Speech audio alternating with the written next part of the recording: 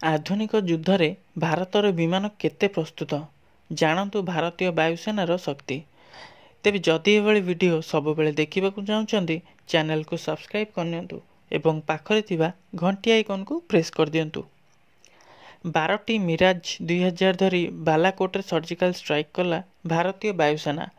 ଏହାର ପରଦିନ ଭାରତୀୟ ବାୟୁସେନାର ମିଗ୍-21 ଆମେରିକା ନିର୍ମିତ F-16କୁ ମାରି ଧ୍ୱଂସ କରିଥିଲା। ଏହା ପରଠାରୁ ଚର୍ଚ୍ଚାରେ ରହିଛି ଭାରତୀୟ ବାୟୁସେନା। ଆଧୁନିକ ଯୁଦ୍ଧରେ ଭାରତର ବିମାନ କେତେ ପ୍ରସ୍ତୁତ ତାର ଚର୍ଚ୍ଚା ଚାଲିଛି। ବର୍ତ୍ତମାନ ଭାରତ ପାଖରେ ରହିଛି Mirage 2000, MiG, Jaguar, Tejas, Sukhoi ଭଳି ବିମାନ। ମିରାଜ 2000 ଭାରତର ଅନ୍ୟତମ ବିଧ୍ୱଂସକାରୀ ଯୁଦ୍ଧ ବିମାନ। 1985ରୁ ଭାରତୀୟ ବାୟୁସେନାର ଅଭିନ୍ନ ଅଙ୍ଗ ଅଟେ। ଭାରତୀୟ ନାଁ ହେଉଛି ବଜ୍ର। ରାଫେଲ ତିଆରି କରୁଥିବା ଫ୍ରାନ୍ସର ଦାସଲ୍ଟ କମ୍ପାନୀ ମିରାଜର ନିର୍ମାତା। 1982ରେ ଭାରତ 40ଟି ମିରାଜ କିଣିବାକୁ ଅର୍ଡର ଦେଇଥିଲା। 1999 ଯୁଦ୍ଧରେ ମିରାଜ 2000ର ସଫଳତା ସମସ୍ତଙ୍କ ଦୃଷ୍ଟି ଆକର୍ଷଣ କରିଥିଲା। ଏହାପରେ 2004ରେ ଆଉ 10ଟି ମିରାଜ କିଣିଥିଲା ଭାରତ। ବାଲାକୋଟ ସର୍ଜିକାଲ ଷ୍ଟ୍ରାଇକ୍ରେ ବ୍ୟବହାର ହୋଇଥିଲା ଏହି ମିରାଜ 2000। ତେଜସ୍ ଭାରତର ନିଜସ୍ୱ ହେଉଛି ତେଜସ୍। 1980ରୁ ନିଜସ୍ୱ ବିମାନ ନିର୍ମାଣ ପାଇଁ ଉଦ୍ୟମ ଆରମ୍ଭ କରିଥିଲା ଭାରତ। HAL ତିଆରି ଆରମ୍ଭ କରିଥିଲା ଲାଇଟ୍ କମ୍ପାକ୍ଟ ଏୟାରକ୍ରାଫ୍ଟ। ଏହାର ନାଁ ରହିଛି ତେଜସ୍। 2016ରେ ପ୍ରଥମ ତେଜସ୍ ସ୍କ୍ୱାଡ୍ରନ୍ ଗଠନ କରାଯାଇଥିଲା। ମିଗ୍-21 ଏଭିଏସନ ଇତିହାସରେ ପ୍ରଥମ ସୁପରସୋନିକ୍ ଜେଟ୍। ବିଶ୍ୱର ସବୁଠାରୁ ପରିଚିତ ଏୟାରକ୍ରାଫ୍ଟ। 60ଟି ଦେଶ ଏହାର ବ୍ୟବହାର କରୁଛନ୍ତି। ବାୟୁସେନା 1961ରେ ମିଗ୍-21କୁ ସାମିଲ କରିବାକୁ ନିଷ୍ପତ୍ତି ନେଇଥିଲା। 1971 ଯୁଦ୍ଧରେ ଗୁରୁତ୍ୱପୂର୍ଣ୍ଣ ଭୂମିକା ଗ୍ରହଣ କରିଥିଲା ମିଗ୍-21। ବର୍ତ୍ତମାନ ଏହା କେବଳ ଇଣ୍ଟରସେପ୍ଟର ଭାବେ ବ୍ୟବହାର କରାଯାଉଛି। ଭାରତ ମିଗ୍-21କୁ ଅପଗ୍ରେଡ୍ କରି ମିଗ୍-21 ଭିସନ କରିଛି। ୱିଙ୍ଗ କମାଣ୍ଡର ଅଭିନନ୍ଦନ ବର୍ତ୍ତମାନ ଏହି ବିମାନ ଧରି ପାକ୍ର F-16କୁ ଇଣ୍ଟରସେପ୍ଟ କରିଥିଲେ। F-16କୁ ମାରି ତଳେ ପକାଇ ଦେଇଥିଲେ। ସିଙ୍ଗଲ ସିଟ୍ର ମିଗ୍-21 ଘଣ୍ଟାକୁ 1300 କିଲୋମିଟର ବେଗରେ ଗତି କରିପାରିବ।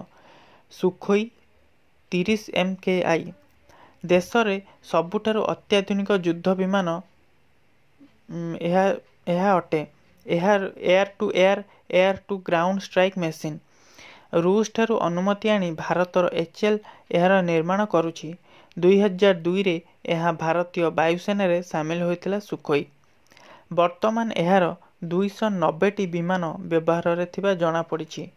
ଏହା 38,000 କିଲୋଗ୍ରାମ ବହନ କରିପାରିବ। ଘଣ୍ଟାକୁ 2120 କିଲୋମିଟର ବେଗରେ ଗତି କରିପାରିବ। ମିଗ୍-27 ସୋଭିଏତ୍ ଏହାର ବିମାନ। ଲାଇସେନ୍ସ ଆଣି ଭାରତ ଏହାର ନିର୍ମାଣ କରୁଛି।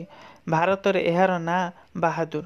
ଭାରତ ହିଁ ଏକମାତ୍ର ଦେଶ ମିଗ୍-27ର ଅପଗ୍ରେଡ୍ ଭର୍ସନକୁ ବ୍ୟବହାର କରୁଛି।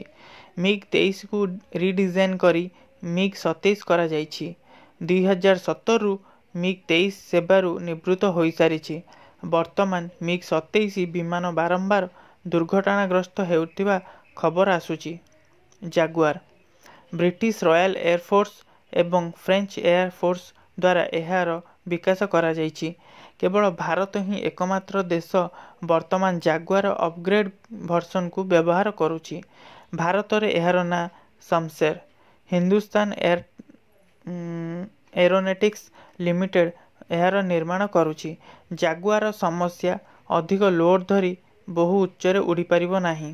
ମିଗ୍-29 ଅନ୍ୟ ମିଗ୍ ଭଳି ଏହାର ଡିଜାଇନ୍ ମଧ୍ୟ ରୁଷ କରିଛି। ଆମେରିକାର F-15 ଓ F-16କୁ ଟକ୍କର ଦେବାକୁ ରୁଷ ନିର୍ମାଣ କରିଥିଲା ମିଗ୍-29। 1970ରେ ଏହାର ବ୍ୟବହାର ଆରମ୍ଭ ହୋଇଥିଲା।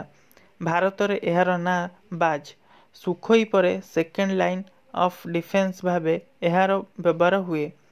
ଭାରତ ଏହାର ଅପଗ୍ରେଡ୍ କରିଛି। କାରଗିଲ ଯୁଦ୍ଧ ସମୟରେ ଏହାର ବହୁଳ ବ୍ୟବହାର ହୋଇଥିଲା। ମିରାଜ 2000କୁ କଭର ଦେବାକୁ ଏହାର ବ୍ୟବହାର ହୋଇଥିଲା।